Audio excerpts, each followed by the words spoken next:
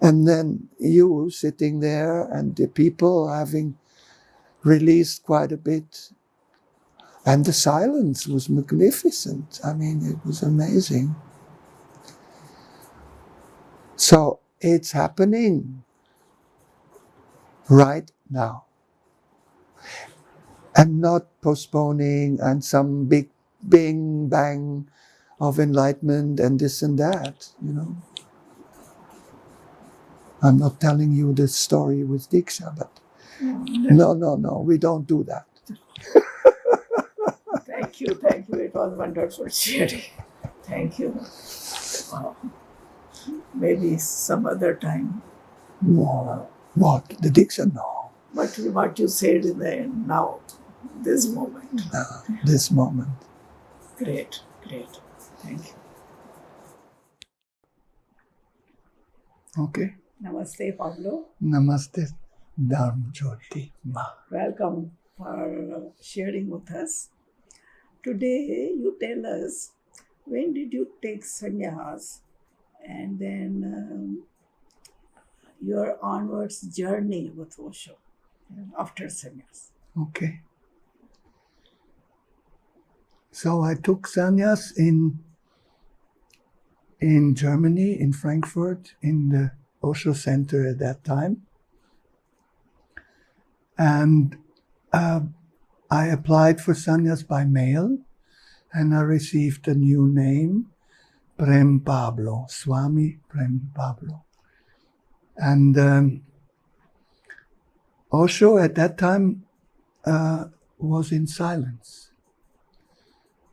So for me, as a very mental, intellectual person, businessman and everything, it was already a big step to jump into sannyas without listening to him or being engulfed in his words, which only later became clear to me.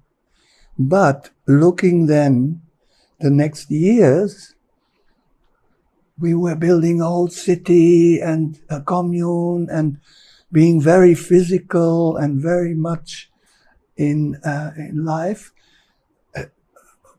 Where was the silence? You know, at that time, for me, that was in the action. Maybe there was some alertness, some awareness, but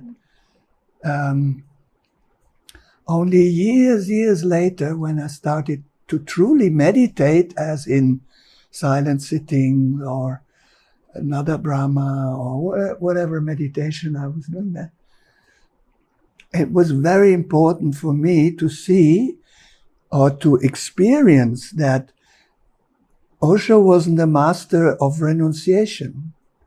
He wanted me to be creative, to be physical, to be in the body, and to be strong.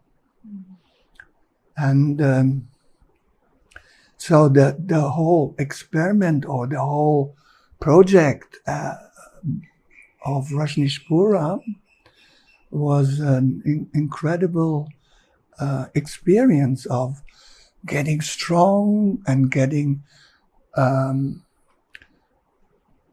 not too selfish in the sense of, because we were hundreds, thousands of people, and to be in a communal space and starting every day with the Buddham Sharanam Gacchami, going to the feet of the master, Osho, and going to the feet of the commune of the master. And the ultimate truth, okay, whatever. This was kind of far away. Okay. But this whole surrender to Sangha. To Osho and to Sangha, though the surrendering to Osho was via the Sangha, as a kind of a device, and only later I became aware that it is actually going to the feet of this very master. So I felt like a disciple who's surely getting a little bit rid of the personality and some layers of the personality, so-called ego or whatever, because it was really amazing to see, working together with hundreds of people, you have to step out of this idea. So, but it's a very easy process. Sometimes like, okay. But at that time I had already, or still, let's say, a kind of a misunderstanding about surrender, which was connected with obedience.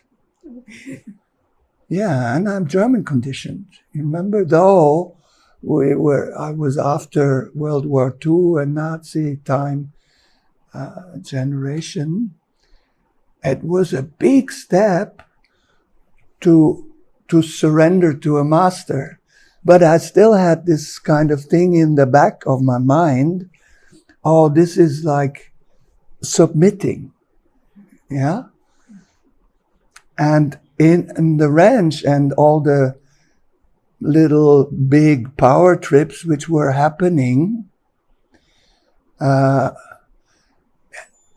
something in me was sort of restricted. Oh, I have to be positive, I have to be this, and I have to be that. So it reminded me of this other idea of surrender. Mm-hmm. And it had nothing to do with meditation on that one. I'm saying this also because now, looking backwards, that I was also responsible for anything which was happening there.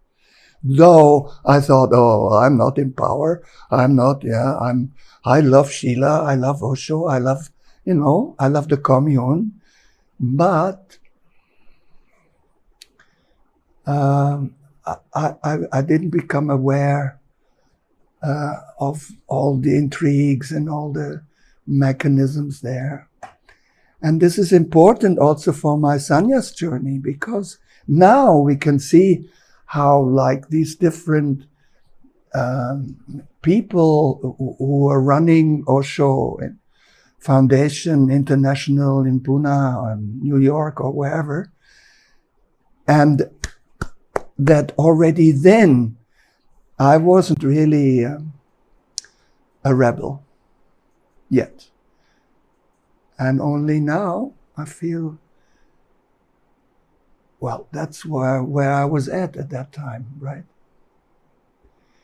But then the shock came. The shock came when the ranch was closed down. And then I noticed that I got sort of a negative and lost. I was basically lost. Though when my friends started to go to India, when Osho was in, I saw, they said, oh, what is happening? So, but I went back into the marketplace and I felt, oh, I've got so much energy and it's working. And for people now who are joining the sannyas,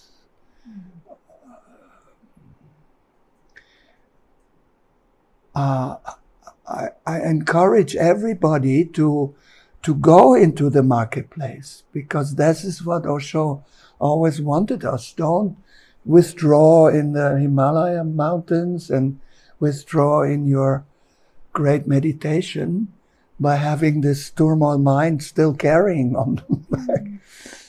So, and this is what I experienced with Osho, even in this incredible project of Rajneesh Puram, how we got like first expanded. It was abundance pure, it was rich, and the master getting his robes and the jewelry and the Rolls Royces, and wow, it expanded my mind and my narrow thinking of, though I was a wealthy person at that time, though I had given quite a little.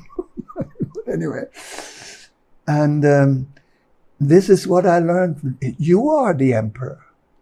You are the king or the queen. You know, like And for that you need to take care of the body, you need to be physical, you need to be zorba, you enjoy life. And this, he was like the celebrations in Rajneesh Puram, it was like, wow, him in the car and the car going bumping, everybody jumping and the music, and so that was like a taste of celebration.